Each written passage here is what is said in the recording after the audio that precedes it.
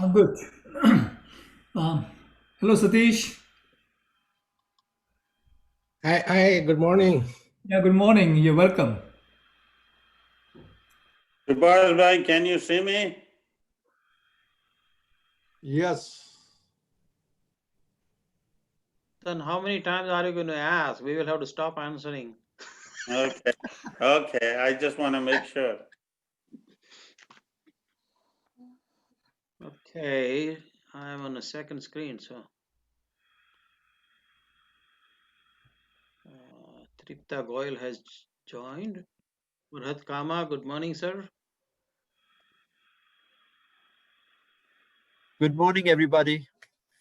Good morning. Good morning. Yogesh. Guys, you can unmute and you can talk for 2 minutes before we start the program. Just You can say good morning to everyone. Namaste. namaste. Good morning, Dilip Bhai. Good morning. Ladani Sahib. Yeah.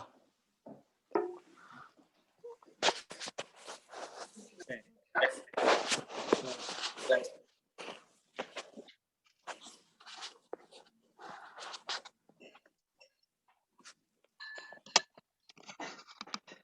We already passed Yeah, 6 minutes.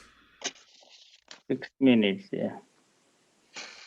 I think now we should start. we can Yeah. start, yes.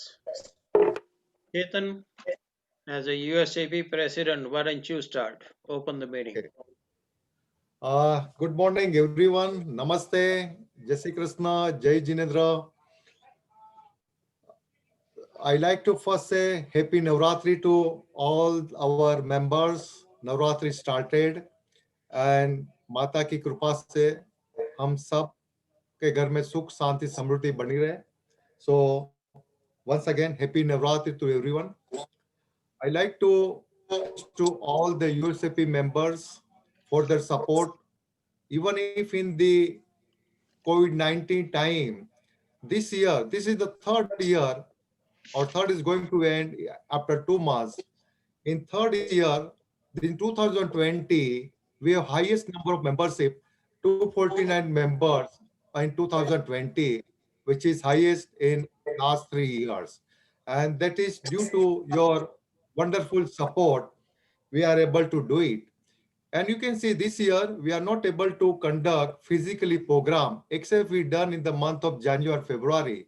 But then after, we done so many virtual program, and your support was tremendous. I just like to say, out of 249 members, we have 49 charter members, 138 4 years members, and only 62 are the annual members.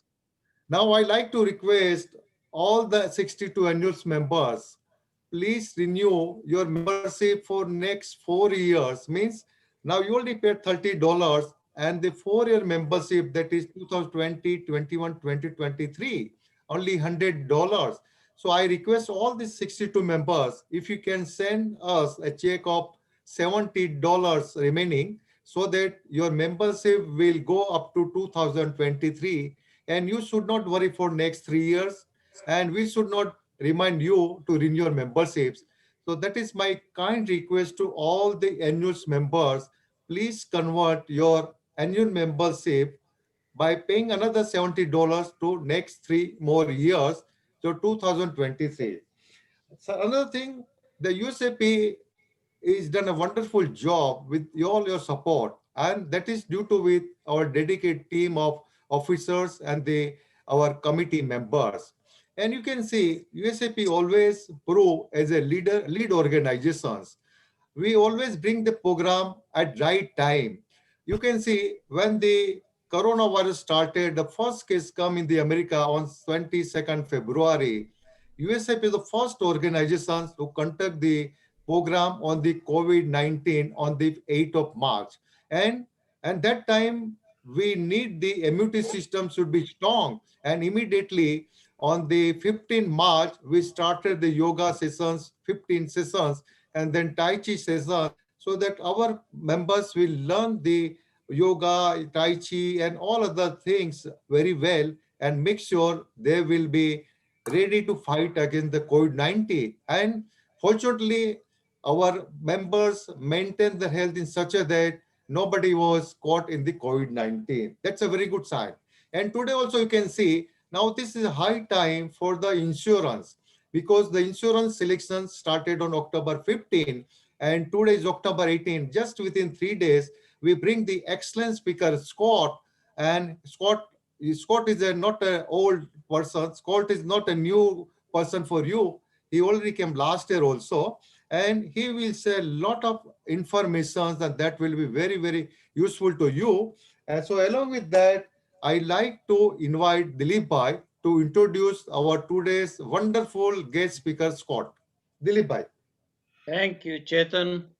And on a beautiful, sunny, crisp, cool day, a hearty welcome, big enough and warm enough to each and every one of you.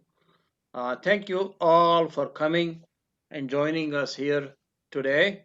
If you don't know me, my name is Dilip Desai. I've been living in Pittsburgh for 40 years. I'm sure we have crossed our paths somewhere. If you are new here, coming for the first time to USAP session, glad you are with us and hope you find this session informative and useful and practical. See, the beauty of, I should say, one of the marvelous things about the community organization like USAP is that it enables us to welcome and help people in a way we cannot do individually, as individuals. As you all know, the healthcare insurance open enrollment period is here, during which we are required to enroll or opt out in the current plan for health, drug, dental, and vision insurance coverage for 2021 for the coming year. In practice, it can be a head scratching for many of us, simply because many things shift through the changing, through during the year, such as the rising, such as there are many aspects of the health insurance, I should say, maybe. So, like premiums, deductibles, medical history, out of pocket cost, provider networks. So, precisely to address and cover these points in detail, USAP has lined up a perfect speaker for you. Scott Lindstrom and Nayan Shah, they are not new to us. I have been a customer of Scott for last 7 years, and I've been a customer of Nayan Shah for last 40 plus years that I've been living in Pittsburgh. So uh, ultimately, after the presentation, ultimately you will be the one to decide which plan makes the most sense for you. But we sincerely hope the speaker's presentation and any question answers we go through will help guide you in arriving at the right decision. So after the presentation, time permitting, and I'm sure we'll have some time, we'll take questions. But I encourage you strongly to send questions using the chat feature in the Zoom. Now, if I receive a question while a discussion is going on or presentation is going on a specific topic, then I will stop Scott and ask the same question right away so that you have an answer. But we don't want to break the region, so we will if you send me in a chat using the chat feature, it will be very useful. At the end of the session, we will still have some time, hopefully, to ask questions. Now, what am I going to do is, and by the way, once the flow, here is the flow. So Chetan started. I'm introducing the speaker. Now that we have next two speakers, mainly Scott Lindstrom will be covering, talking for about an hour or so, and Chetan, Nayan Shah will be Nayan and Chetan, Nayan and Scott, by the way, they both work together same company, and Nayan was the one to introduce Scott to us many years ago. So, and then the meeting will be ended by our very own Subhash Bhai Ahuja. He will end the session and cover also any upcoming events. So you might be interested in that. We do have one event that we do have next Sunday is our Melody Makers evening coming up at 7:30 in the evening, and we would welcome any listeners. We have a full slate now, about 22 singers now, and the November 1st we have another very good session on hearing loss, and I think some of us have already started falling into that life cycle. So that will be we think that will be very informative, useful, and practical for many of us. Even if you don't have any issue, it will be coming. Old age reminds us every now and then. So with that, let me introduce uh, to you our speaker Scott Lindstrom. By the way, once the introduction is over, you will all be muted, and then please unmute yourself only at the very end if you want to ask any questions when we open up the question answers, and then please put it back on mute. And also we encourage the chat feature for even if you want to compliment Scott or USAP or anything you want to say. We will be very happy to receive your suggestions. Okay, Scott Lindstrom, interestingly, he's a graduate of University of Pittsburgh with a degree in mathematics and economics.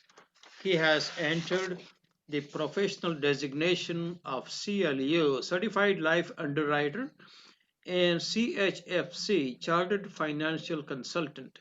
Scott works with Nayan Shah, a member of his group. Scott has diverse knowledge of the insurance industry simply because I see on his resume he has worked for many different insurance companies.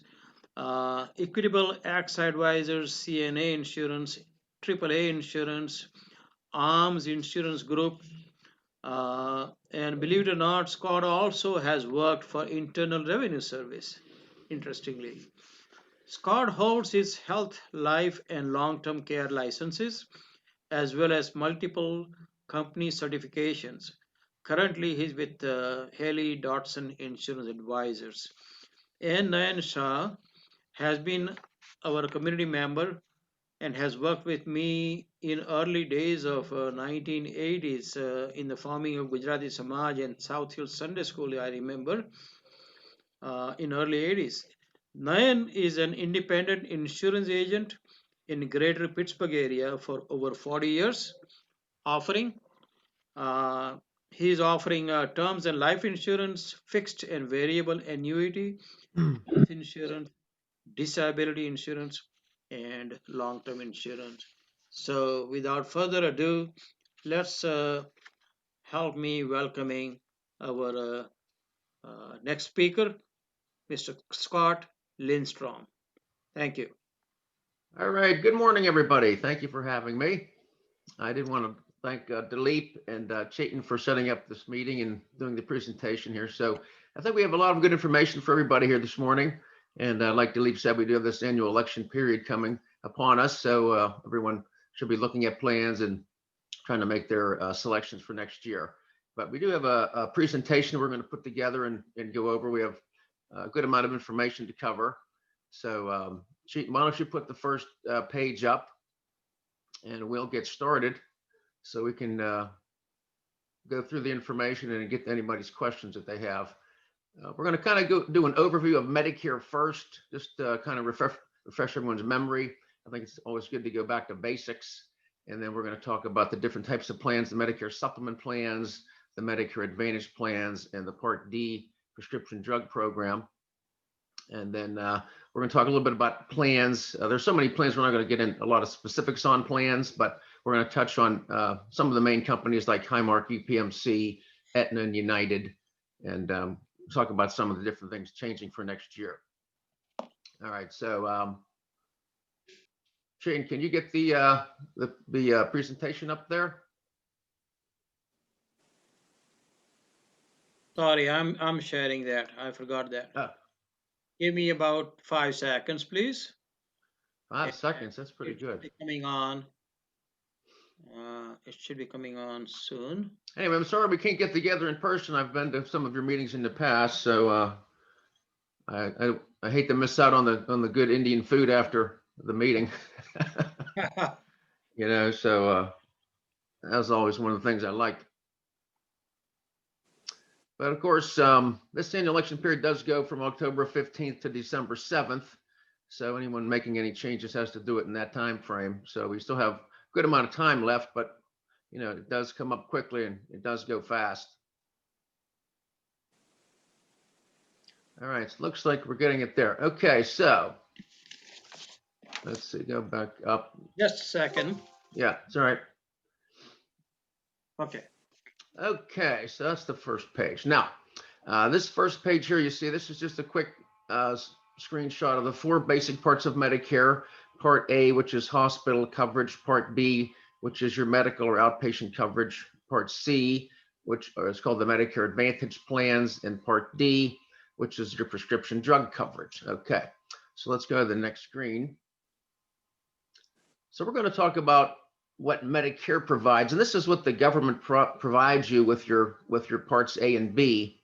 And so Part A, they call it hospital, but it's actually any inpatient expenses is covered by Part A. So hospital stays, skilled nursing stays, hospice stays, and even home health care is covered under Part A. And there's no premium for Part A as long as you've worked at least 40 quarters, which is the equivalent of 10 years. So Part A is generally free for most people. However, if you've only worked 30 to 39 quarters, you would pay $252 a month for that.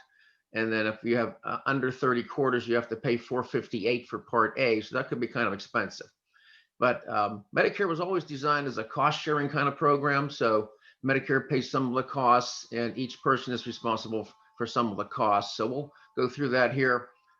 If you have a hospital stay with just Medicare, you have no other type of plan, just Medicare, you have a $1,408 deductible, and that's a per stay deductible. So that covers you for the first 60 days. And then if you were still in the hospital after 60 days, you would have a $352 per day copay for days 61 to 90. So that could total over $10,000. And then if you were still in beyond that for days 91 to 150, you would have a $704 per day copay for those 60 days. That could total over $40,000. So you can see a long hospital stay could be very expensive. And again, this is a per stay or per benefit period. So if you went in the hospital once and were released and then you went back in again at a later time, you'd have to hit that deductible again. Now, under skilled nursing, this is inpatient skilled nursing. So if you were recovering from an accident or an injury or even a sickness, they wanted inpatient rehab, you would have the first 20 days would be covered by Medicare at 100%. And then for days 21 to 100, you have a $176 per day copay, which could total over $14,000 for those 80 days. And then after 100 days, Medicare doesn't cover anything towards skilled nursing. So you have 100 days. And that's a lot of times people choose to have some kind of long-term care insurance or something. If you ever need hospice or respite care, you have limited out-of-pocket co-insurance for that. Medicare does cover the bulk of those expenses. And if you need home health care where a nurse or an aide would come into your home, Medicare covers the cost of the nurse at 100%, but you do have to pay 20% of the cost for any kind of durable medical equipment you would need. So if you need a walker, a wheelchair, a cane, oxygen, CPAP machines, things like that, you have to pay 20% of the cost for those. So that's what you're responsible to pay under Part A of Medicare. Okay, let's go to the next screen, if you would, please. Part There B. is one question, Scott. Does it cover the long-term care? No, Medicare does not cover long-term care. Okay. You have to buy that separately as, you know, long-term care policy of some kind. Okay. All right, so now we're going to move on to Part B. Hang on. Okay. Just a second.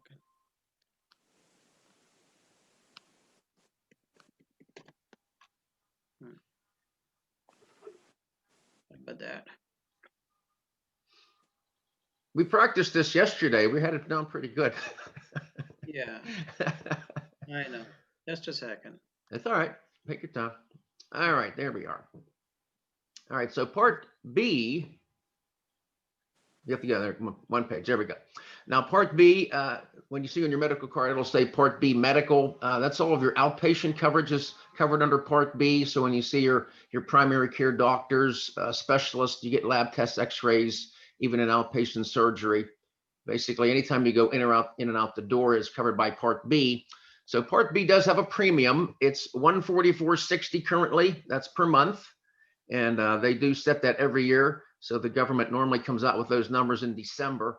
So you'll see it has gone up over time. So in 2019, last year, it was $135.50 per month. Prior to that, it was $134. Then it was $121.80. And back in 2015, it was $104.90. So you've seen it's gone up over $40 a month since 2015. And this Part B premium is either deducted from your Social Security check or they bill you if you're not on Social Security. So some people choose to postpone Social Security to 66 or age 70, things like that. So when you're not on Social Security, they send you a bill. But if you are on Social Security, they deduct that right out of your check. And on the Part B, it is possible you could pay a higher premium for Part B. It is based on your income. And so if you are a single taxpayer and make over $85,000, you would pay higher for Part B. And if you're jointly filing, it's $170,000.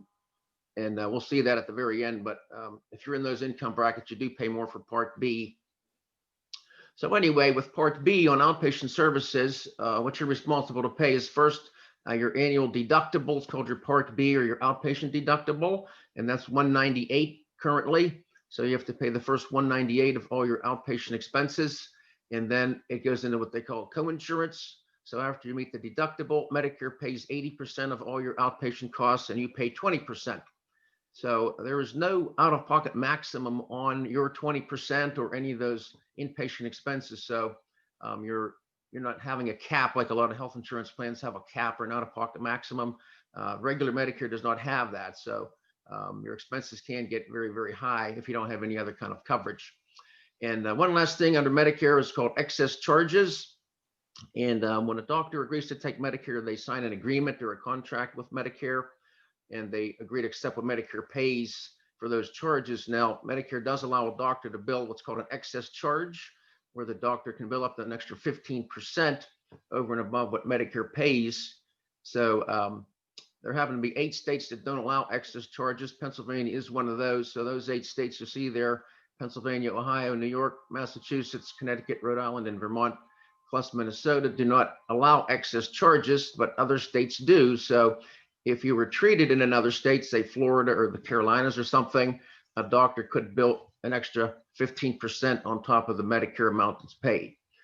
Okay, so that's what you're responsible to pay under Part B. So anyway, because of these expenses, most people choose to get some sort of additional coverage or some sort of plan. And there are 2 types of plans. One is called a Medicare Supplement plan or a Medigap plan, and the other is called a Medicare Advantage plan. And so this is where a lot of the confusion comes in, the differences between these plans and the rules. So let's talk about each kind of plan. So this page just shows you your 2 options. So once you're on Medicare A and B, you can either go option 1, which is on the left-hand side, which will be getting a Medicare supplement plan and also a prescription drug plan. So the supplement plans don't include any kind of drug coverage, so you do have to buy a separate drug plan to get your prescription coverage. And then on the right side, option 2 is a Medicare Advantage plan. And these Advantage plans combine your medical and your drug and add extra benefits like some preventive dental, vision and hearing, things like that, plus silver sneakers. So there are pros and cons to each of these kinds of plans. And that's one of the things I try to explain to people is how they both work and some of the good things and bad things about each. So on the next page, we are looking here at the supplement plans. And these plans are the ones you see that are lettered A through N. And on the left-hand side, you'll see all of the expenses that we just discussed that are your responsibilities under Medicare. So kind of down towards the middle, you have your Part A deductible. And then we have up at the top, Part A, that's the coinsurance or the copays in the hospital. You have down there your skilled nursing copays, your hospice copays towards the bottom of your Part B outpatient deductible.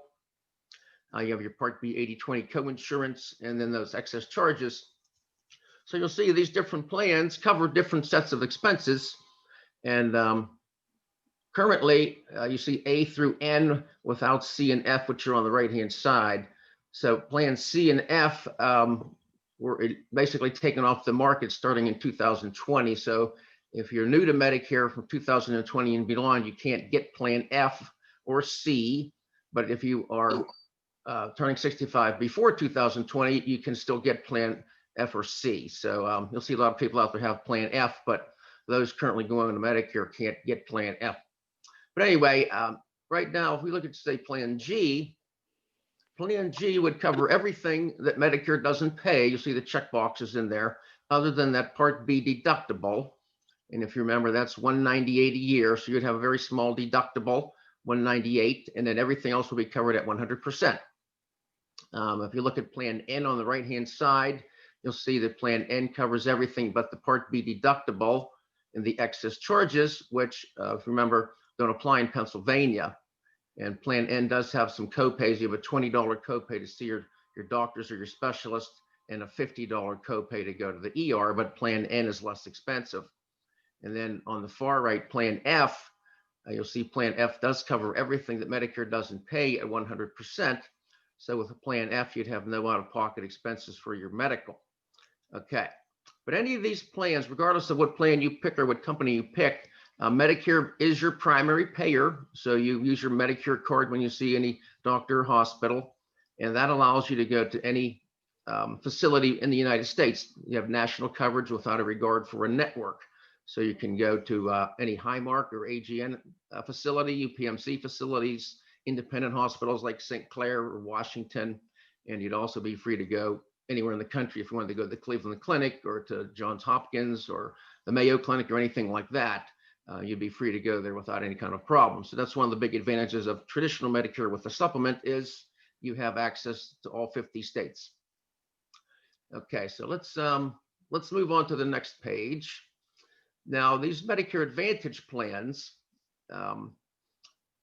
they are basically where the Medicare is outsourcing your coverage to a private insurance company. So the plan becomes your primary payer. And in this case, you use your plan card, not your Medicare card. And Medicare is reimbursing these companies money every month. So in essence, they're transferring or moving your Medicare coverage to the insurance company. So the insurance company takes over paying all the claims, all the billing, all the service. They take that from Medicare, and then Medicare pays them money every month to the tune of probably $500, $600, or $700 a month per person, depending on where you live and different dynamics. But they do pay a pretty good amount of money to these Advantage plans. And the Advantage plans are network-based plans. So they're HMOs and PPOs. So you want to use doctors and hospitals in a network. And they also have copays for your services. And even though these plans do replace traditional Medicare, you still have to pay your Part B premium, which is the money that comes out of your Social Security checker that you pay. So you have to pay your Part B premium no matter which plan you pick. And examples of these Advantage plans are Highmark Security Blue and Freedom Blue, UPMC for Life, Aetna Advantra, and United Healthcare ARP plans. So I'm sure you're going to see ads for these companies constantly for the next couple months. They love to advertise these plans. But anyway, this is just going to be a sample of how an Advantage plan works. There are many, many different ones, but this is just kind of an example. You see you have copays for services like primary care. You pay usually $0 or $10, specialist $30 to $40, urgent care $50 to $60. If you go to the emergency room, it's $90 to $120. Your labs are usually $0, $10, or $20. X-rays $10 to $30. You have scans like MRIs, CT scans would be $100 to $300 per scan. Outpatient surgeries run $225 to $350. So like a dermatology type visit or a cataract surgery, you would pay that kind of copay. An ambulance trip is usually $200 or $300 copay. And hospitals usually have either a per day or a certain number of day copays. And all these Advantage plans have some kind of out-of-pocket maximum, which is the most you can pay out of pocket. So your out-of-pocket maximum works like this. It's not a deductible.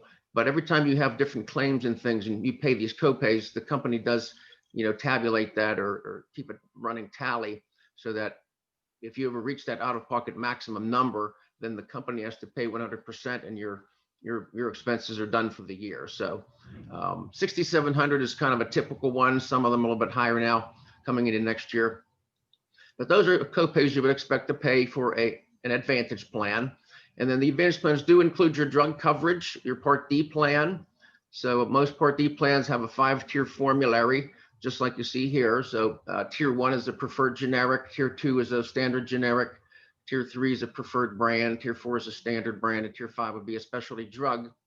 And then you have copays that kind of just go up as you go up the tiers. And so that's how a Part D plan typically works. And some of you may be aware of what they call this coverage gap or the donut hole. And in the Part D program, there is a limit on your initial coverage. So you pay copays like we saw with the preferred generics in the brands. But if you reach $4,020 in out-of-pocket costs, and that's based on the total cost of the drug, you hit what's called the donut hole or the coverage gap. And if you do hit that, you have to pay 25% of the cost of the drugs. So typically your copays would go up pretty significantly if you hit the donut hole. And so you'll see that right now it's $4,020. It's going up to $4,130 for 2021. And so a lot of people that take inhalers can be pretty expensive. Things like blood thinners, people on Eliquis, Xarelto, Pradaxa, those are pretty expensive. People on insulins oftentimes hit the donut hole because they're pretty expensive drugs. And they do base this donut hole or coverage gap on the total cost of the drug. So if you had a drug, let's say was a total cost of $500 a month, even though your copay may only be, say, $40 or $45, they count that $500 a month toward that number. So over 8 months, you would have hit 4,000 and then you would be in the donut hole. So, so obviously the more expensive meds you take, the quicker that you get there. Then also under this Part D program, they have what's called the catastrophic level. And that's another level of coverage you can reach. And if you spend $63.50 out of pocket on medications, and this doesn't happen to too many people, but does some select few.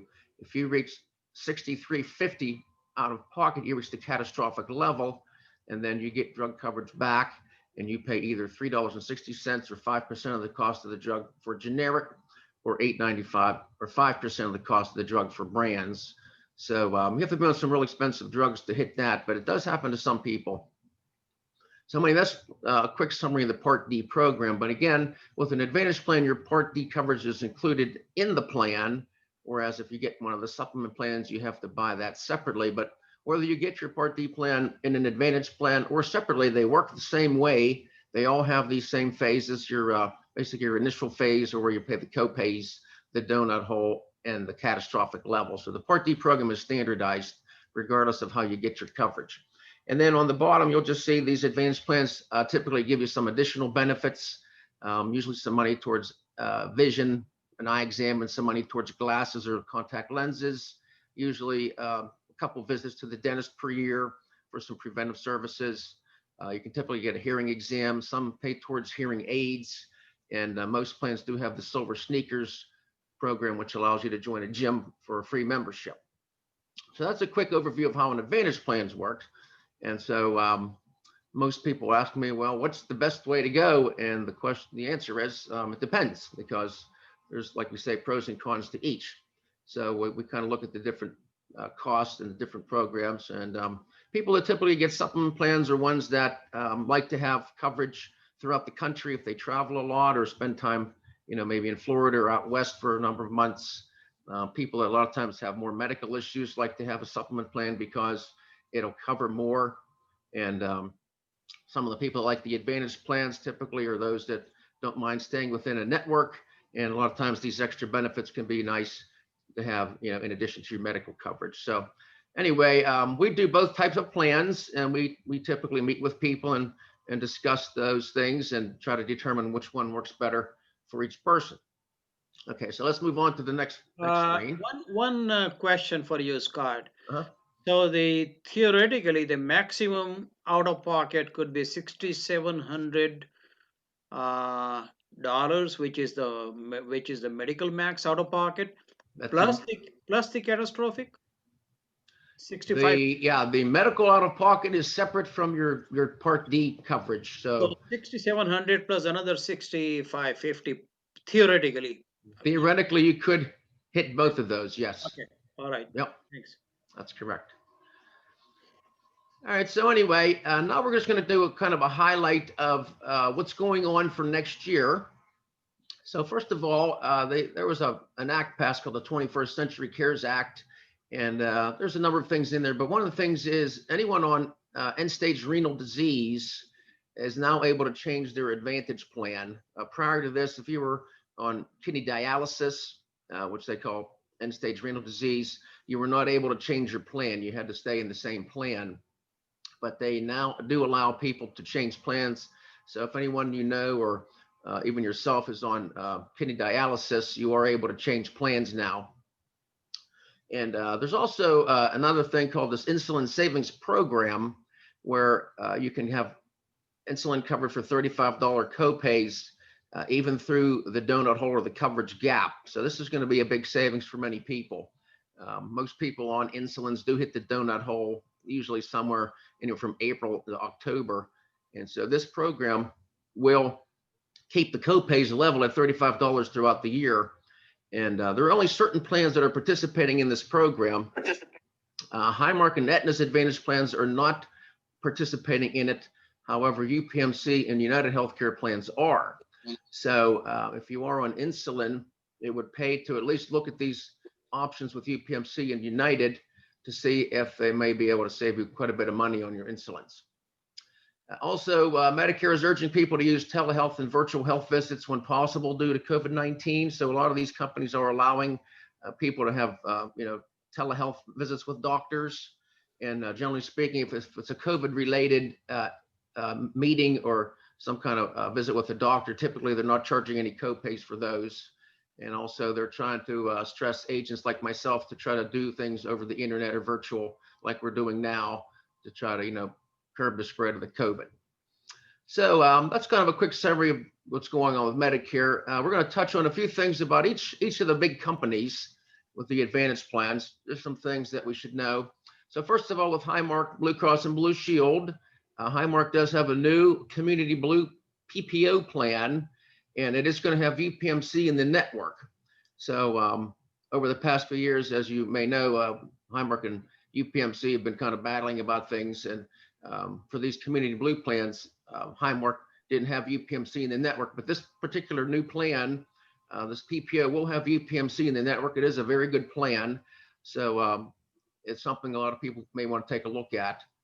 And the Community Blue HMO plan, which some people do have, will still have UPMC out of network. So if you do want to have the Highmark plan with UPMC, you have to get the PPO. And anyone that's in the current, what's called the distinct PPO, will be automatically moved into the new complete plan PPO. So if you have the Community Blue PPO now, you'll automatically be moved into this new plan. And this complete PPO does have what's called a network sharing benefit, and it does allow you to have national coverage, so you can go to any doctor or hospital throughout the country that's in the Blue Cross and Blue Shield network. So that's a pretty wide range of travel coverage. And the plans out there, the Security Blue and Freedom Blue plans that they've had for many, many years, have more or less become kind of like a legacy product where they're not really changing those too much, but they're trying to really devote most of their newer customers to these Community Blue plans. So if you have a Security Blue or Freedom Blue plan now, it would pay to look at these new Community Blue plans because they are somewhat less expensive and have typically better benefits. Now with UPMC, they have increased all of their maximum out of pockets to $75.50 for 2021. UPMC has always been the company with the lowest out of pocket maximums. Their plans were typically the $3,400 out of pocket maximum or $4,000. And now going into next year, they've bumped all of their plans up to $75.50, which is the maximum Medicare does allow for next year. So that's a big change. So if you do have UPMC, you need to be aware of that. They also have these Premier Network plans that now they've been kind of like a limited network program, but they now have full access to the UPMC network. And UPMC did increase the dental and ancillary benefits in their plans, and they do participate in the insulin savings program. So because of some of those things, they decided to increase their out-of-pocket maximums, but increase benefits in other areas.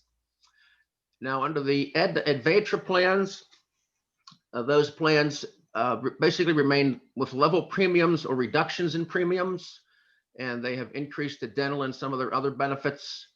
And they have this over-the-counter benefit, which where you can get over-the-counter items from a catalog, things like ibuprofen, Tylenol, cough and cold medicine, vitamins, and things like that. Anyway, they had that as a monthly benefit. They are changing that to a quarterly benefit, and that's to allow people to get some of the more expensive items that come in this catalog. And it does have these prime plans, which are kind of like neighborhood or restricted network plans that are all zero premium. And they do have a new Eagle plan that's designed really for veterans who get their drug coverage through the VA. But that plan does have a $40 credit, which means they get some money back towards their plan. So anyway, a lot of times people ask, how do these companies do these zero premium plans? You see the ads on TV all the time, $0 plans.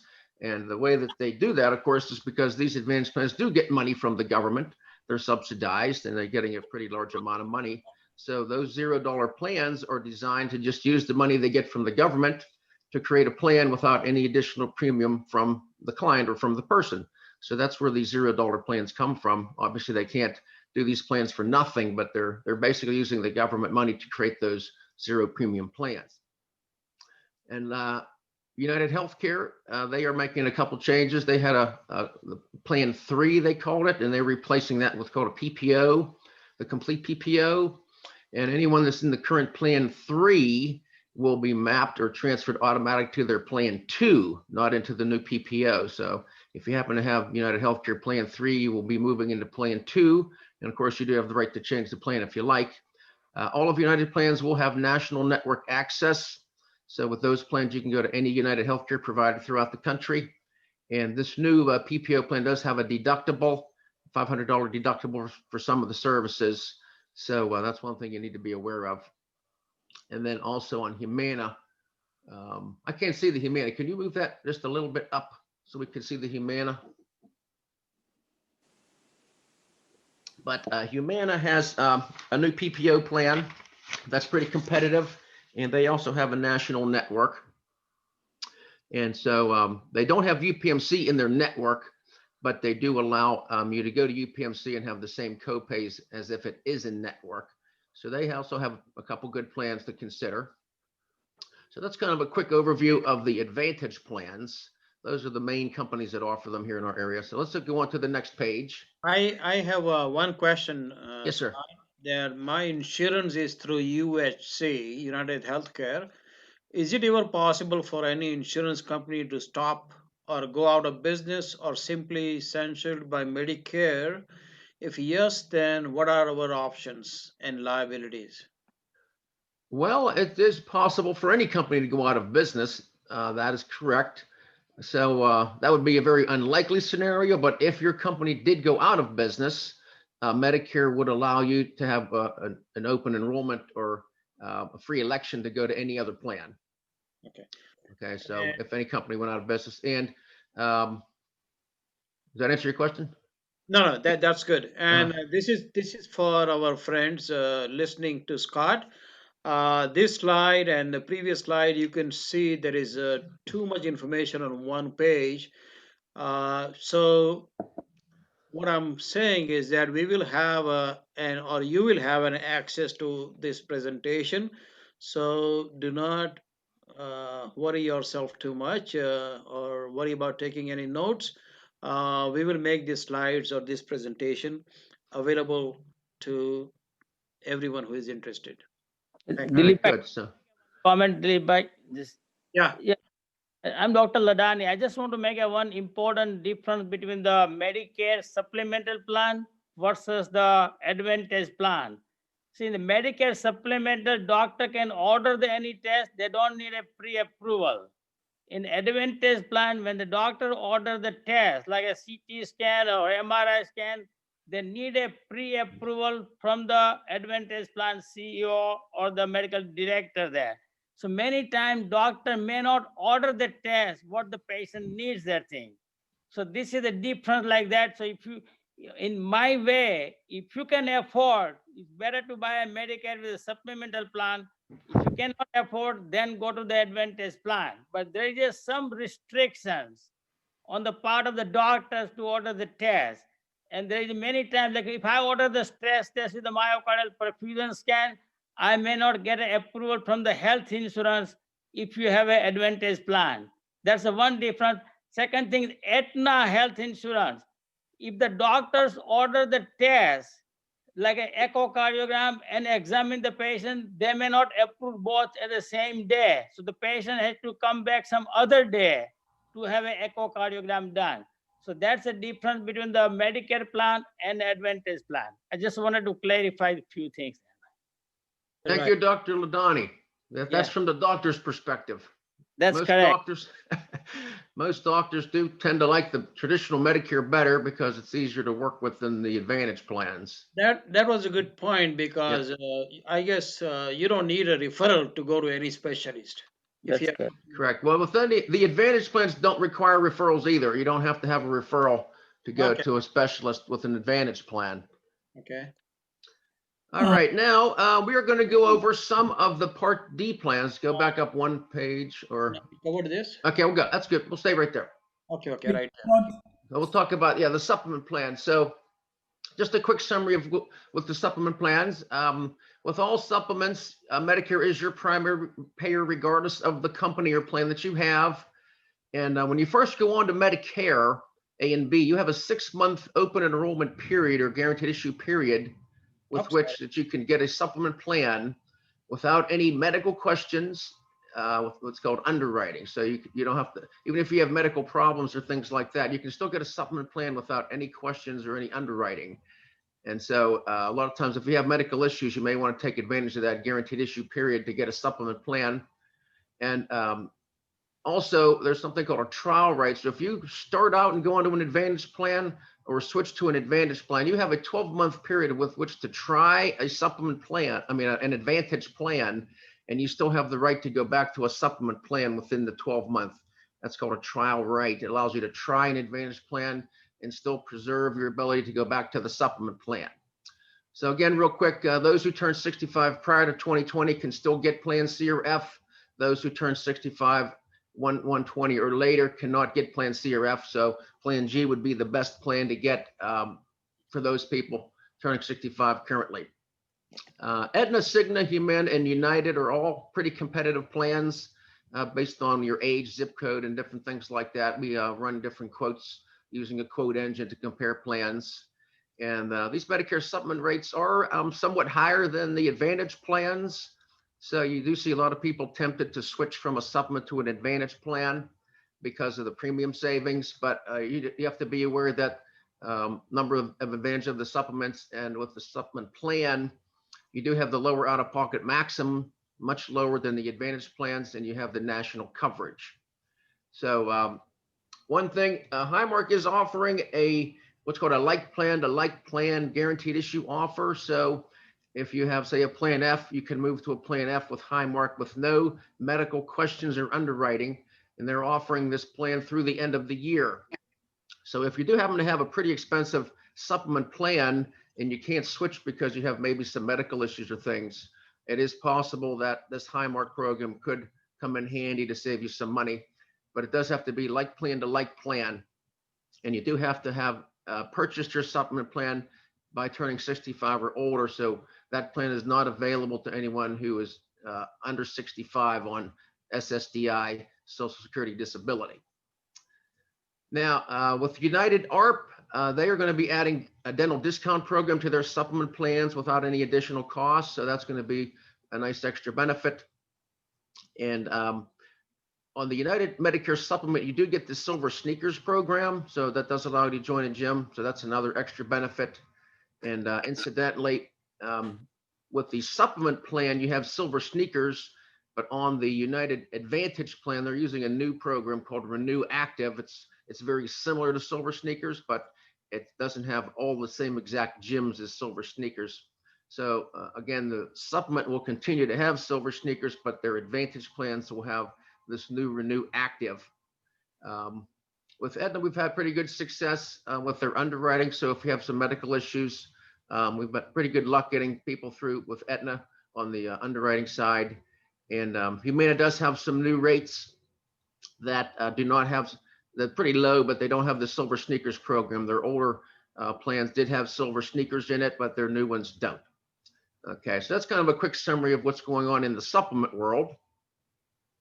And let's move on to the next page. One question, Scott. Yes, sir. What Dr. Ladani said, let us say if an Advantage plan patient is in the hospital, and do they apply? You also need an approval for everything at once a patient is in a hospital?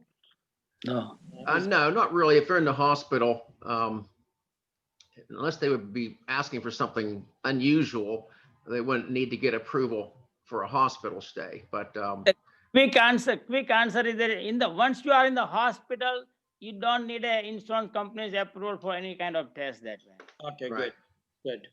Thank you, Dr. Ladani. Oh, Good to thank have a you. doctor on the team. Very good. Yeah. Yeah, So now we're going to move on to talk about the standalone Part D plans. yeah, okay. And now if you remember, if you get a Medicare supplement plan, you do have to get a standalone Part D plan for your drug coverage. And we're going to touch on a number of the companies that offer these plans. So the one plan many of you were aware of is called Envision RX. You probably have seen that they're changing their name to Elixir RX for next year.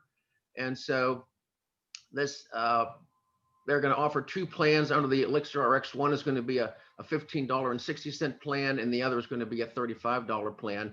But anyway, anyone that's in the current lower priced Envision RX plan is going to be bumped up to this $35 plan. I'm not sure why they're doing that. So the $15.60 plan is really the equivalent of the plan that you have now. So you do have to actively re-enroll into the $15.60 plan. I have a link from Envision RX or Elixir RX that I can just do that very easily, but we do have to actively do that. Otherwise, if you don't do anything, you're going to get, you'll be staying in that $35 plan. So that's very important that we take care of that. The Aetna company has a drug plan called the Silver Script. They're going to offer a new plan, a very low premium plan for $7.30 a month. So this will be the lowest premium drug plan by far. And it is really designed for those people that don't take any drugs or take pretty much just generics, preferred generics. This plan has no deductible for tier 1 drugs, but it does have a deductible of $445 for any drugs that are tiers 2 through 5.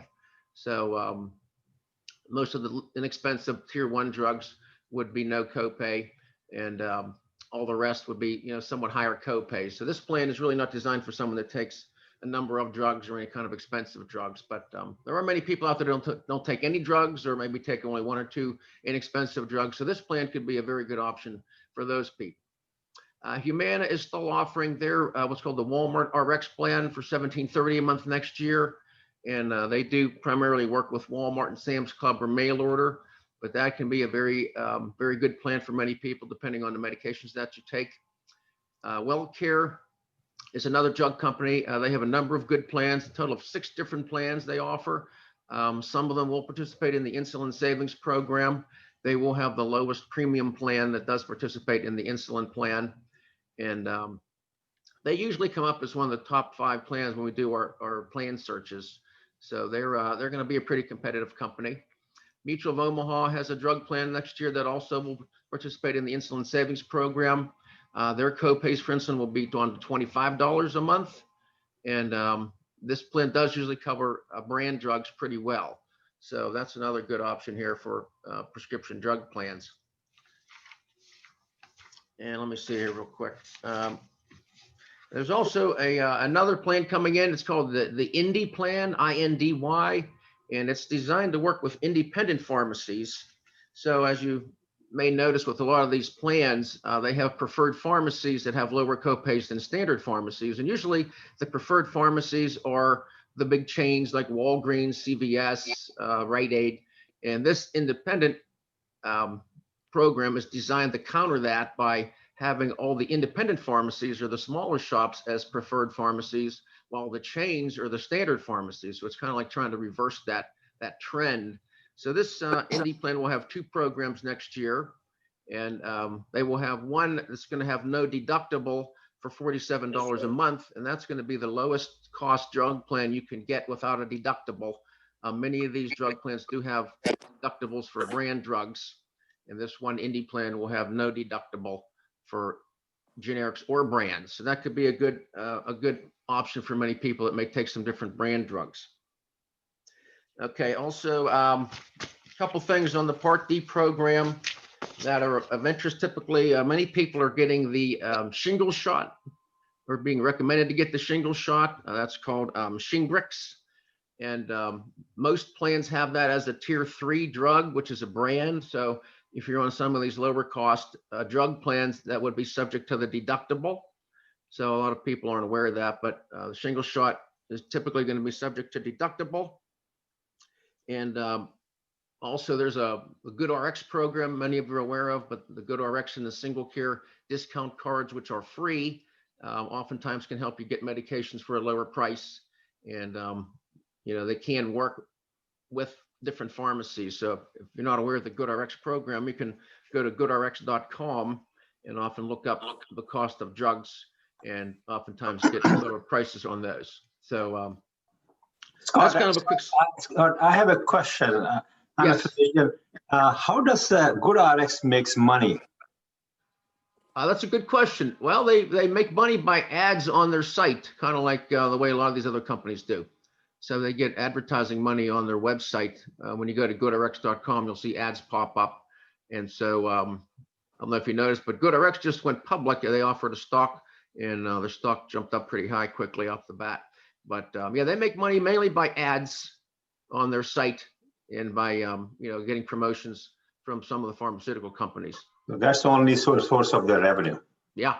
Okay, thank you. Yeah. Yeah, it's amazing how they do it. It's you look at these prices, sometimes it can be 50, 75% less cost on a drug by using GoodRx. So it's quite unbelievable sometimes. So Scott, how Yes. does the insurance companies cover what GoodRx is providing their discount prices? How do the insurance company cover that?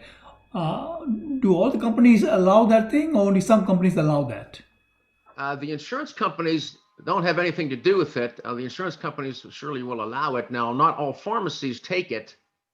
Some pharmacies don't accept the GoodRx card, and sometimes they won't let you use it if you do have a Part D plan. But most of these pharmacies will take the GoodRx card, and they will use it, even if you do have a Medicare plan with a Part D program. But yeah, it doesn't matter what insurance company you have or Part D plan, you can use the GoodRx no problem. And of course, they have no problem with that. So does GoodRx offer Part D plan? No, they do not. Nope. They do not, huh? And these Part D plans, just like the Advantage plans, these are funded by the government. The government does subsidize these plans as well. So obviously, some of these low premium plans, they could never really do a plan like this without some government subsidy money to make these plans work. Okay. Somebody said if GoodRx can lower the cost, why can't our government? Why can't Our government. our government? They should be able to. Yeah. Well, the pharmaceutical business is a crazy business, and you see prices all over the place. Sometimes you wonder how it could possibly be these different prices, such a wide range. And even within these Part D programs, you see it. So I don't have all the answers on that, but there's definitely a lot of room, I think, for savings. And, the government should be able to try to work these prices down. Now, this insulin savings program that we're getting to is actually one part where they have done that. But this is just a quick look at how they're going to work. So these are on the top of the Part D plans that are going to participate in the insulin savings program. So you'll see WellCare has this plan for $15.70 a month. And these are the insulins that are in the program. So they have Basaglar, Fiasp, Levemir, Novolin, Novolog, Celiqua, Tresiba, and Zoltofi. So each company, as you see there, will have different insulins in their program. So insulins that are not listed here are not covered by the lower copays and the donut hole coverage. So these are the different companies. WellCare, Mutual of Omaha, Humana, and United will cover these particular insulins. And usually, if a person is on insulin, some of these are interchangeable. So if they're on an insulin that's not covered by the plan, they could talk to their doctor about switching to one that is covered. And usually that's going to be okay to do that. But you definitely want to talk to the doctor first, make sure that changing from one insulin to another is going to work and be okay. And then down below, you'll see on the Medicare Advantage plans, again, UPMC and United are going to participate in that. And there listed are the insulins that'll be covered. And again, there'll be $35 copays per month, plus that'll remain even when they hit the donut hole. So that's going to be a big benefit for anyone on insulin. So if you're insulin, or if someone you know is taking insulin, they should be definitely looking at these plans as a possibility, because they could save the person quite a bit of money.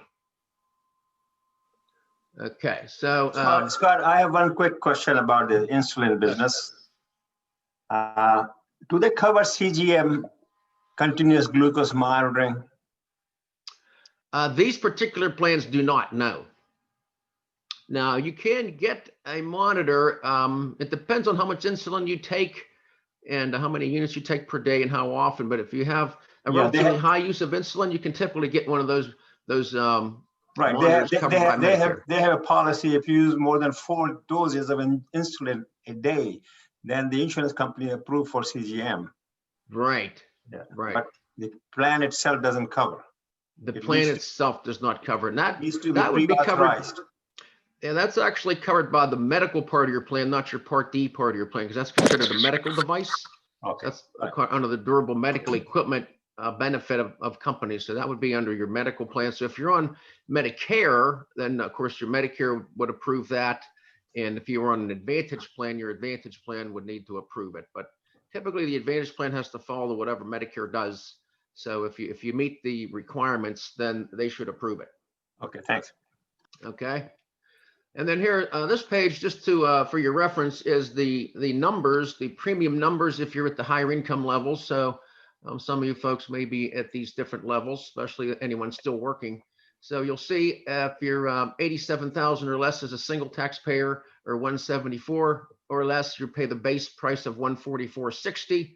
And then these are the different brackets. So 87 to 109, you'll see it goes up to 202.40. 109 to 136, we're at 289. 136 to 163, we're at 376 a month. 163 to 500, you get up to 462, and then over that 500,000 and above of income, you're at almost 500 a month for Part B. Those are some pretty big numbers. So you need to be aware of that if you're in some of the higher income brackets. And they do base this on your income from 2 years prior. So when they're looking at your 2020 Part B premium, they are calculating that based on your 2018 AGI for adjusted gross income. And so they're always looking back 2 years. And then when you go to 2021, they'll be looking at your 2019 income. So that's always a 2-year look back. And so if you're in one of these higher brackets and your income does go down, it will be reevaluated every year. So you're not locked into these rates for life or anything like that. So anyway, that's just for reference. And just so you know, your adjusted gross income is all of your income added up, any wages, interest, dividends, capital gains, rental property income, basically anything on your 1040. And they do add in any municipal bond or tax-free bond interest that you have. So that, they call it your modified adjusted gross. They do add that in to calculate this number. Okay. So that's the income there. Now, anyway, at this point, we're going to take any kind of questions from people. This is the same one. This is Part D. And over on the right, there's an additional premium for Part D as well. That is in addition to what you pay for the Part B. So those are those extra numbers to the right, 1220, 3150. And these additional premiums, they do go to the government or to Medicare. So these amounts will be deducted from your Social Security check or added to your bill that you pay each quarter. These are separate from the money that you pay to the insurance company for your supplement or advantage plan. Excuse me, Scott, do you have the rate for 2021? Not yet. They aren't released usually until December. They'll pull out the numbers. Usually in December, they'll also update the Part B deductible and the hospital copays that Medicare has and all these income numbers. So they don't typically release it till later part of November or usually into December. So they definitely won't do it till after the election. I can guarantee you that. Okay, my second question, Scott, do you know how long does it take to get Part B approved? I'm sorry, could you say that again? I didn't catch your question. I said, how long does it take to get Part B approved? How long does it take to get a Part D plan approved? Part B, B as in boy. Oh, how long does it take to get Part B? Well, you apply for Part B through Social Security. Yes. And right now it's taking longer than usual. I would say you want to give it at least 1 month and hopefully 2 or 3 months if possible, because all the offices are still closed. So you can't go into an office. So you either have to call them on the phone or go online, and they're backed up more than they've ever been. So it's taking quite a bit longer to enroll in Part B. So if you're trying to get it for January 1st, I would get on it as soon as possible. Okay, thank you. Yeah. One question has come up, Scott. If this question for spouse eligibility, if one person is 65 and the other person is 60, can the younger spouse get Medicare coverage? Unfortunately, if a person is under 65, they cannot get Medicare unless they happen to be on disability. So in that question, no, the person on 65 would go on to Medicare, but the person that would be age 60 would need to get an individual plan of some kind through, the Obamacare marketplace or Affordable Care Act marketplace. Is Nayan Shah there? Yes. Yeah. Nayan, you want to jump in at this time? Sure. To answer this question. Yeah. Anybody need individual health insurance? Again, myself or Scott, we can help you out. Okay. Right. Below 65. Okay. So you have information and insurance information, and Right. you It can started help this year. anyone under 65 as well, correct? Yeah. So since the question came up, maybe we'll touch on that right now. So if you're under 65 and not eligible for Medicare, you need to get your plan basically through the Affordable Care Act or the marketplace. And in that particular arena, there's only 2 companies offering plans in our area. That's Highmark and UPMC. So none of the other bigger companies are working in the the individual marketplace. And those plans are put into different metallic categories. So they have platinum, gold, silver, and bronze plans. And most people usually end up getting a gold or a silver plan. And there's different plans available. Yeah, but Nayan and I can help with that. And also with the marketplace, if your income is under certain levels based on your household size and income, you can qualify for some premium assistance where the government will help offset the cost of your premium. And we can help you kind of estimate that. But sometimes that can help people if we're in some lower income ranges to help get coverage at a lower price. Okay, so that's the end of your presentation, Scott? That is the end of it. Yes, sir. There's one question came for Scott. What is the difference between Freedom Blue and Community Blue product? What is the difference between Freedom Blue and Community Blue?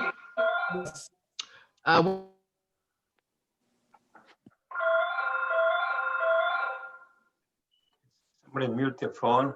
Because the Community Blue PPO benefit that Freedom Blue has, so you have national coverage. So there really isn't any difference between Community Blue PPO and Freedom Blue PPO. But the Community Blue PPO is less expensive. It's going to be $35 a month next year. And the Freedom Blue plans, there are 3 different ones, but they're all higher premium than that. Scott, I have one last question from my side.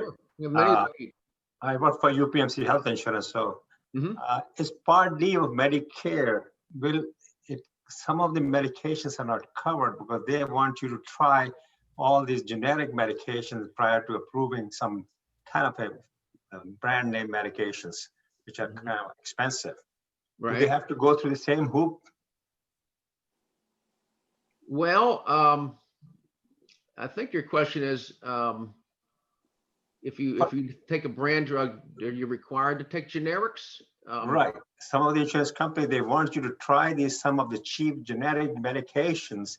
Right. And that should have been prescribed by the primary physician. Just patient cannot say, okay, I took it and it didn't work for me. So they need a authorized prescription from the PCP or a specialist that they have tried this medication, they did not work, or the guy developed a side effect.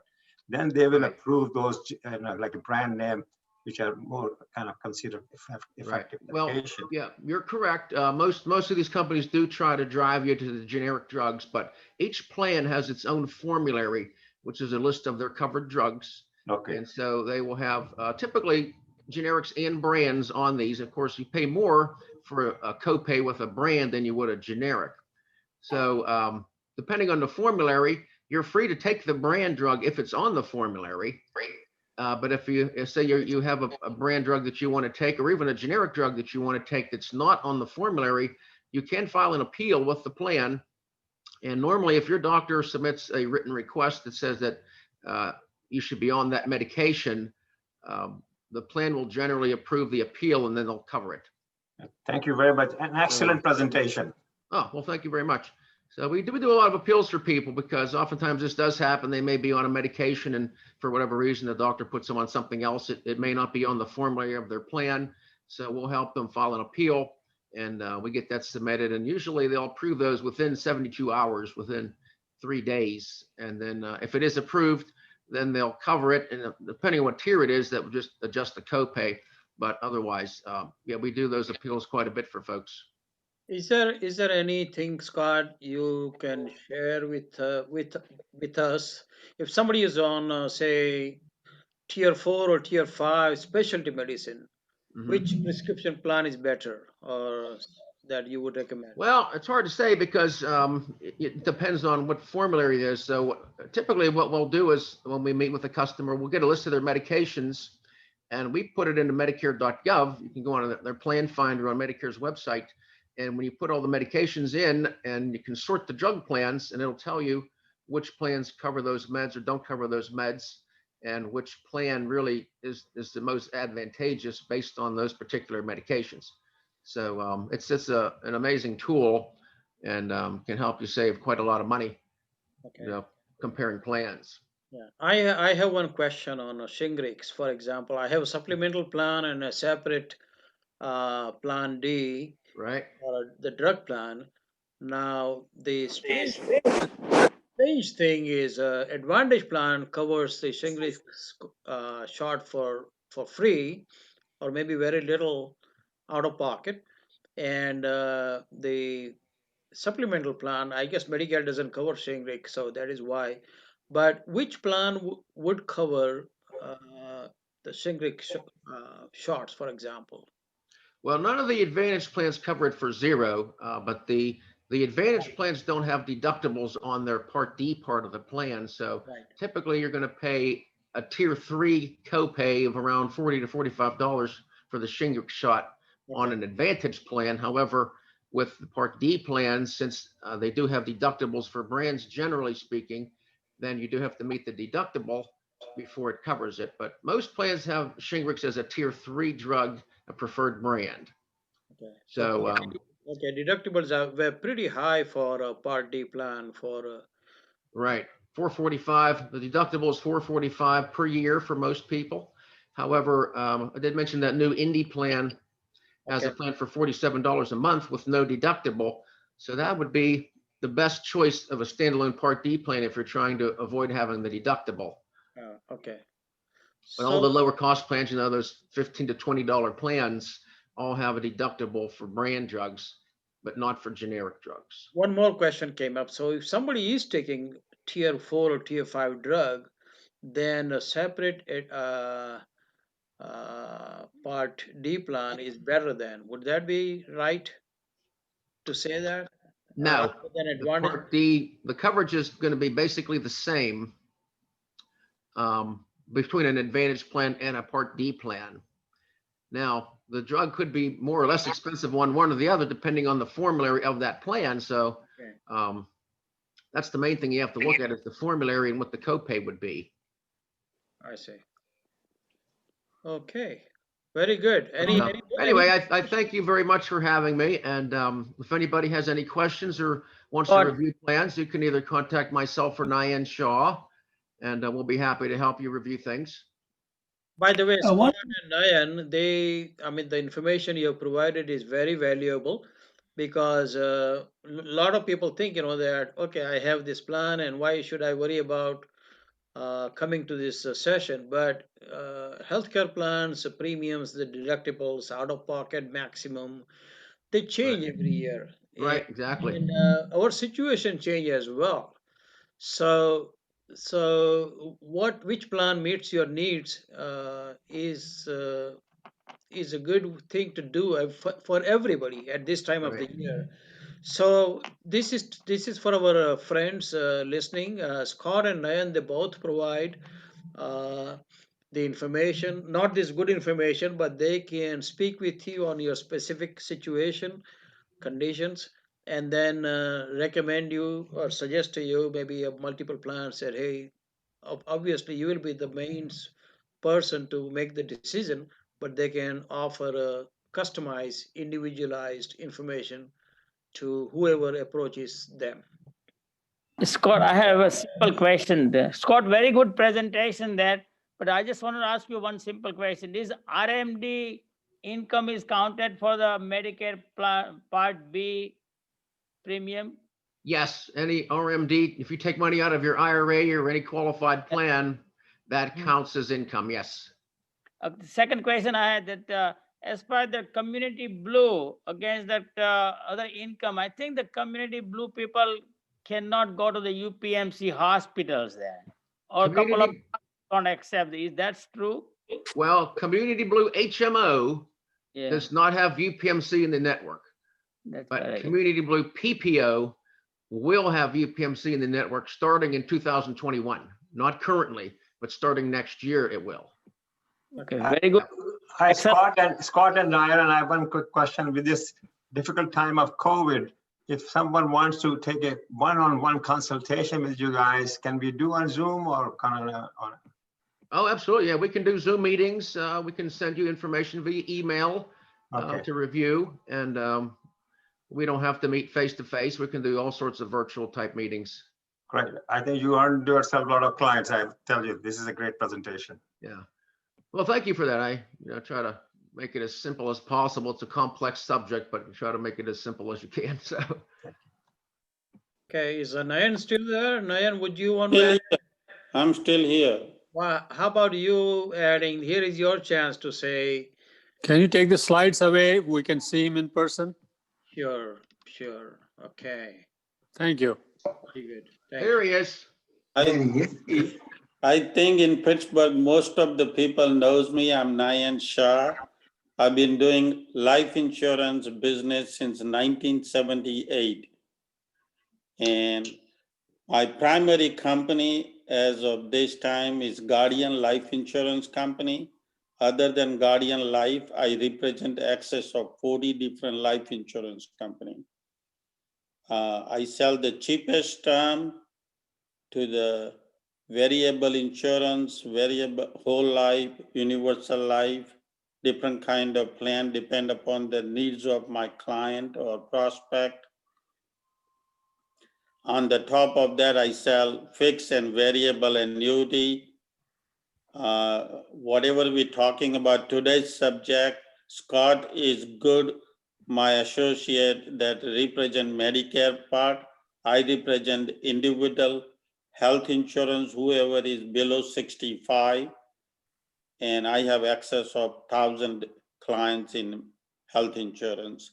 I have over 5,000 clients in life insurance all over the country. I can hear you.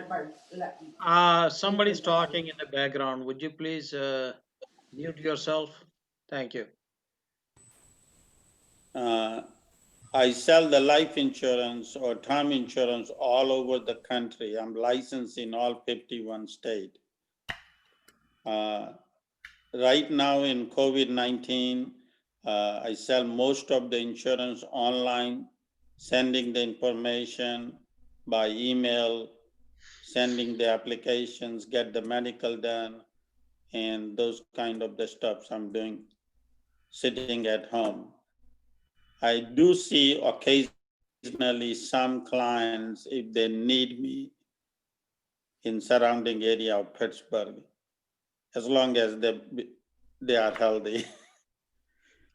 I sell long-term care also, by the way, very heavily in a lot of people are buying because of all these Medicare things, covered, not covered, or somebody's looking long-term medical health requirement. Then I do sell long-term care from various different ages, and the younger age you buy is cheaper plan. And they also have lots of different deductibles and waiting periods. So if you specific have any questions, give me a call and I will go over with you. Okay. That's all I can tell you. If anybody has questions, I would be happy to entertain. Anybody has any question for Scott or Nayan, this is the time to unmute yourself and ask a question. And then I would just remind you, friendly reminder, just to mute yourself back after the question is answered. Thank you. There was a question on the long-term care. I know this is not the forum for that thing. I know Medicare or the Advantage plans don't cover the long-term care, as you said, Scott. But somebody asked about the long-term care plan, and I know Nayan touched it also. Any comments on the long-term plan? Very short, briefly, 1 or 2 minutes suggestion, like if somebody needs a long-term care in our senior years, which is the best way to go? Some people do not have a long-term care plan in the past, but given the time period now that we are in the senior years now, and what is the best way to handle this long-term care worries? Diane, do you want to take that question? You want to answer or you want me to answer? That he said you want to take the answer. He is asking you a question. So why don't you Go ahead. I'll answer, then Nyan can answer too. But basically, long-term care would be to cover things in a nursing home, assisted living facility, or even if you need home health care in your home. The plans are, somewhat expensive, but of course, long-term care is expensive. So it's something that you should definitely look into if you have, any kind of assets to protect, because extended nursing home or assisted living stay could be very expensive. And there are some plans now that are life insurance plans that do have long-term care benefits built into them. So Nyan could help you with that. And then also there are traditional long-term care plans that we can consider. So yeah, it's worth looking into. And also those are underwritten. So you do have to be in relatively good health to get a long-term care type of policy. So you should take advantage of it if your health is still good, to maybe at least get some sort of protection now. Most of the life insurance policy cover now long-term care, but it has to be whole life and it has to be over $100,000 policy, depend upon the age.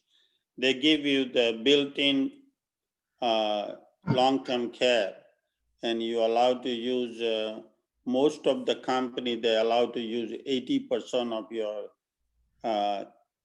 cash value, and some company they allow you to use that benefit part of the long-term care. Naren Shah and Scott, I was looking through the whole flyer. There's no place we have your contact information, how to contact you, your email, your cell phone, or your office number that's not being displayed in this presentation. For kindly, please forward your contact information when you forward this entire presentation. Definitely. That information, in the past also, people have asked for that information, because Scott was with us about 2 years ago. He did a super presentation at that time also. So this time what we have done is that we have included Scott's a small ad in the UPMC, not UPMC, USAP newsletter for reference in case you need to contact him. All the information is available in the USAP newsletter. Okay. For That's a good. taking notes, I'll give you my phone number. My cell phone is 412-390-7576. So you can. And on the same token, Nayan Shah and cell number is 412-583-2680. Thank you very much. That helps a lot. Thank you. Yes, and we'll have this information available also on the website also for future reference that way. Yes, and Chetan, a question came up, how soon these slides will be available? So in that, you might as well want to add their phone number, both of them, and their email addresses. I think that will be helpful. Yeah, that would be great.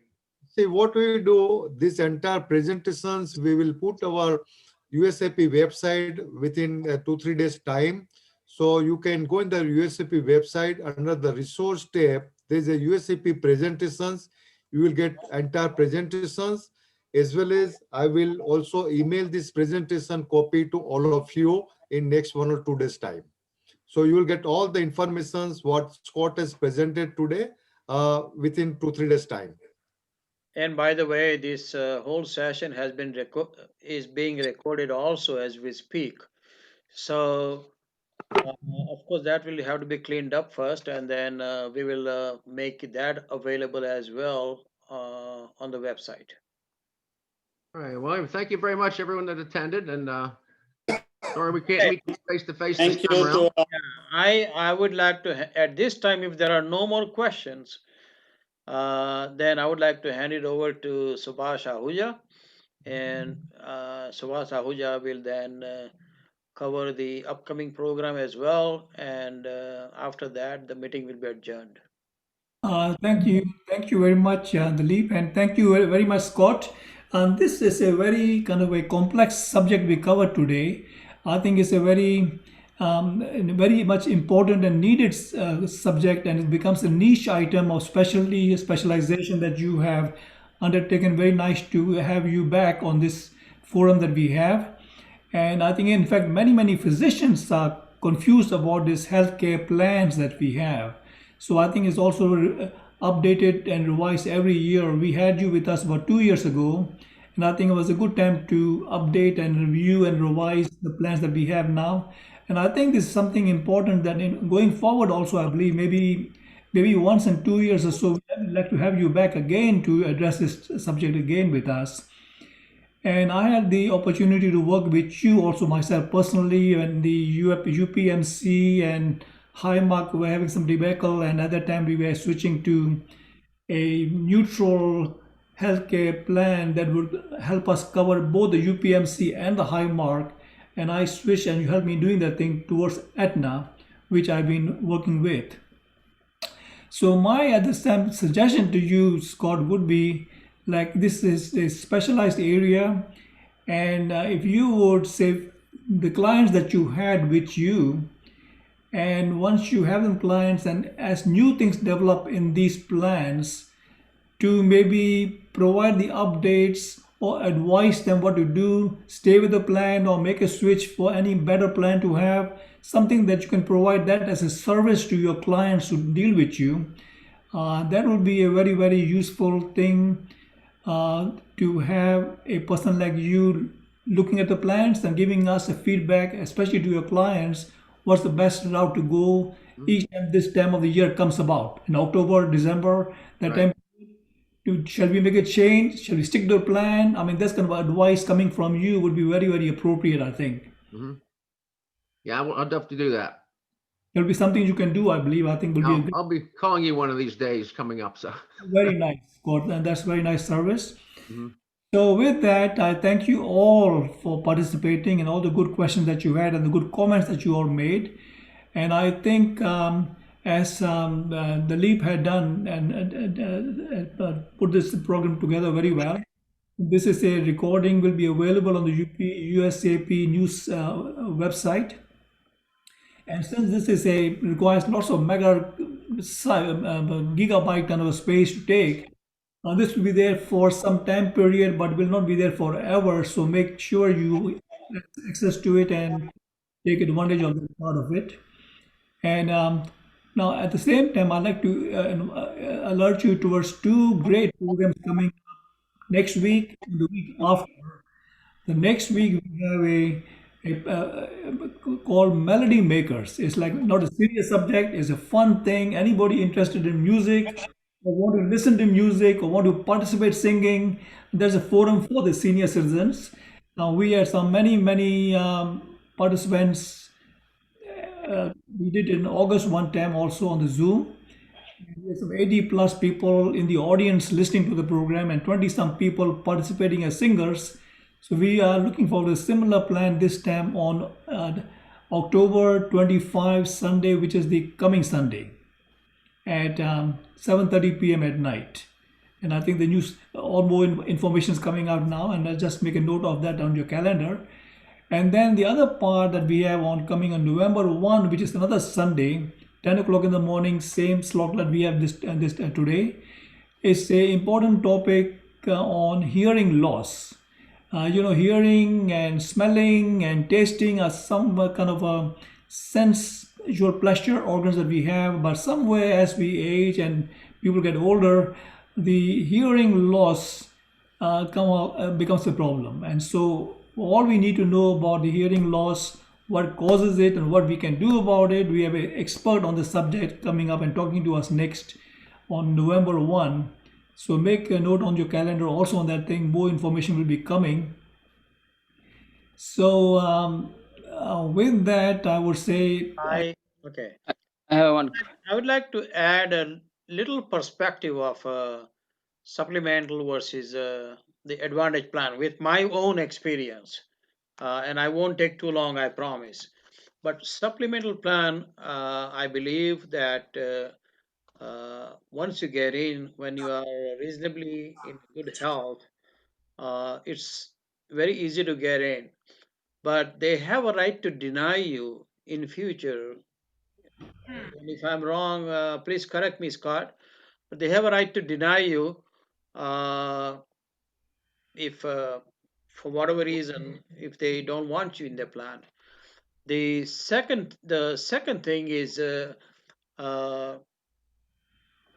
like I just Scott said, $6,700 for I think UPMC for life, right? For 7550 next year. Yeah. 7550. Yeah, Oh, 7550 next year. 2021 it goes to so 7550. 7550. Mhm. Now I'm not trying to sell you anything. I'm just adding my own. So I think I thought it might be helpful to know my perspective. Uh, like I'll be 72 in December, and my premium is about $160 a month, which is comes out about maybe under $2,000 a year. Okay, that's in a maximum. So I just look at it stating that, okay, like as Dr. Ladani was saying, that if it is under $2,000 I'm spending for myself, why not? And I have a right to go to any hospital, any doctor, anywhere in the country, or any specialized hospital. It's not that UPMC is an awesome and Highmark is Elegant is an awesome facilities, no question about it, awesome doctors. But if I want to go to New York's Cleveland Clinic. Cleveland Clinic or John Hopkins or Mayo Clinic or anywhere, I have the right to. And my son lives in New York City. Who knows where? And we do travel a lot. So first year, by the way, first year I did go. Many of my friends were UPMC for life. So without even I said, hey, they know their stuff. They do so much homework. I'm going to get UPMC for life. Why do I have to worry about it? I was just so naive. But then the very first year I had a CT done, and then stress test done, and then angiography done. And then the bill, my out of pocket at that time, angiography, no stent, nothing. They sent me right away, you know, no, everything is okay. But my out of pocket expense was about $2,500 at that time. So that opened my eyes that, okay, why not? I should have spend maybe $2,000 a year. It's like buying an insurance. If I, exceed that, if I don't get sick, it's even better yet. But if I do fall sick, then at least I don't get any doctor's bills or nothing. So again, you are the best judge in deciding which kind of insurance is good for you. But I'm just throwing some light on from my perspective.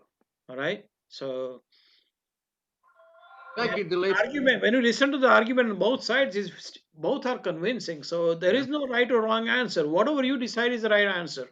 The way I look at it. Yeah. So that's about it. And if no more questions, we will be, to summarize, we will be sending the copy of the presentation and hopefully the link to the video also when we upload in an email to you. And along in that email, Chetan, we will provide the phone number and the email addresses of both the gentlemen, Scott as well as Nayan. And I've been a client of Scott for last 7 years. So every year, I mean, before pre-COVID days, he would come to my home and explain to me what's, the different plans. And I said, hey, and by the way, another advantage of supplemental plan is you can change anytime throughout the year. Advantage plan, they will not let you change. But next year, let's say I find out that, hey, this plan is not, I'm not too happy with the Humana plan, I can go back to United Healthcare plan anytime of the year. So we do have that flexibility. I'm not trying to put down Advantage plan or anything. I'm just, whatever I know, I'm just sharing with you. Yeah. One thing I may add, Scott, a question to an expert is that, with this political conditions we have, the elections are coming up now. Both the Republicans and the Democrats keep on saying that if I'm elected, I'll cover your pre-existing conditions, and the other party says we also cover the pre-existing conditions. So the pre-existing conditions covering, is it something that going to be a problem with each party, or is it which is not working everything? Well, it's a good question. First of all, any Medicare plan covers pre-existing conditions, whether you have a supplement plan or an Advantage plan. Anything pre-existing is covered by Medicare plans. The issue is really with under 65 and covering pre-existing conditions. So before Obamacare or marketplace coverage came out, prior to that, insurance companies could underwrite or ask medical questions to people to get insurance. And so sometimes people that had issues couldn't get insurance. They were denied because of health issues. And then also they could have pre-existing condition limitations where they wouldn't cover something that was, a condition you had prior to getting the insurance. So those were two problems that we had. And then of course, with Obamacare and marketplace coverage, when they enacted that, they required insurance companies to cover pre-existing conditions, and they eliminated medical underwriting or medical questions. So now anybody can get a health insurance plan, if it's a marketplace plan, without any medical questions, and they're covered for pre-existing conditions. Okay. But that being said, of course, some of the things about Obamacare are not that great. There are very few companies participating in it. We only have UPMC and Highmark in our area. The premiums have become really very high. So they're pretty expensive plans. And of course, even with the expense, the coverage is usually not the greatest. You usually have typically pretty high deductibles, not a pocket expense when you have marketplace plans. So there are things that could be improved upon. And of course, Trump is talking about eliminating the Affordable Care Act or Obamacare. And the Democrats keep saying, well, if they do that, then, people with pre-existing conditions are going to be without coverage. I don't think there's any way that they're going to do that. If they do, repeal Obamacare, I'm sure they'll have something else in its place. They're not going to just leave people, hanging out to dry. So, but what that plan is going to be, I don't know. And of course, if the Democrats win, they're going to continue with Obamacare and hopefully try to make some improvements to it. But I don't think that in any way, regardless of who wins, people will have any problem with getting coverage for pre-existing conditions. So, but I don't know what's going to come of it. That's for sure. So nothing to worry about then from our side. I'm sorry, what was that? So nothing to worry about from our Nothing side. to worry about. No, I don't think they're going to touch Medicare. I don't think Medicare will even be an issue. The Affordable Care Act, of course, with the new Supreme Court Justice, if she is approved, then it is possible that could come before the court and it could be taken down. But I don't think that it will. Honestly, I think they'll somehow work with the Affordable Care Act and hopefully make some improvements to it. That would be, I think, the best solution. But You had mentioned about the silver sneakers as a benefit with the Advantage plans. mhm. And the way the coronavirus thing is going on, all the gyms and all have been closed basically now here. So with Right. sneakers, is there something still an advantage to have a silver sneakers, so that with the going forward with this coronavirus and the distancing and all of that? So Well, that's a good question, actually. There are a lot of gyms that are closed or, restricted in how many people can go to the gym. Sometimes you can't swim or do different things that people like to do. But with Silver Sneakers, you do have access to their website.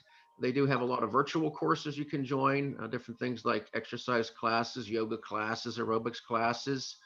They also have, oftentimes they will send you different items, maybe some bands or different things like that to exercise. So you can still utilize Silver Sneakers, but do it virtually by, if you go to silversneakers.com, you'll see a lot of different things that they have available. Some of the courses are live. You can join a live class, and some of them you can join what's already been a pre-recorded class. And so there are ways you can use that still, even though you can't get to a gym. I see. Very well, Scott. There was informational, very useful information, and thank you very much for helping us this time. Okay. Hopefully, we'll see. Thank you for having me. Yeah, by the way, Scott, I see many comments have come in positively praising that it was very informative, very useful, very practical session to have at this time of the year. And quite a few comments, and they all have been thanking.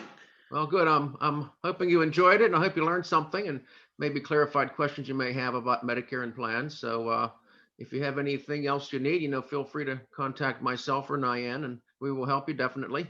Okay, so thank you very much, Nayan and Scott, and I would like to thank everyone, each and every one of you, for coming in, listening to Scott very patiently, and asking wonderful, interesting questions. Yeah. Hopefully, this session met your requirements or met your expectations, or hopefully exceeded your expectations. And just look forward, stand by for future topics that UPMC brings to you. I thought there is Thank you, everyone. I thought there's one question I had. Did Satish Chawla has any questions, Satish? So Vash, actually, I typed my question in the thing, and somebody did ask. Thank you. I think most of the presentation was very useful and very clear. But I had read somewhere before that if you are 65 and your spouse is not 65, they can buy into Medicare plan. But I guess that's not correct information. Then. Yeah, you cannot buy into Medicare if you're under 65. Yeah. No. So that was a very good information for plan for future. I appreciate it. Thank you. Okay. Good, very well. It was my, What is? Oh, Dani. yeah, I'm just trying to find out, where are you sitting there? The pictures behind you look so beautiful there. Are you in Washington, or this just a pictures? The place that you are sitting there. This is like from the Mount Washington. I have that particular townhomes there thing. Yes, this is my condo up in Mount Washington. I'm just kidding. Okay. Picture taken from Mount Washington. In fact, this picture appears on our USAP website also. Same picture. Oh, okay. It's very good. Looks very nice. Very nice. Nice. Scott, your last word is with you, and then we'll end. Okay, well, thank you very much, everybody. Thank you. And thank you very much, everybody. And then we'll see you on our musical night coming Sunday and on November 1 on the hearing loss program also. Thank you very much. Have a good day. All right, everybody, enjoy your Sunday. Have a good day. Thank you, everyone. The presentation, the meeting is officially adjourned now. So thank you very much. Thank you.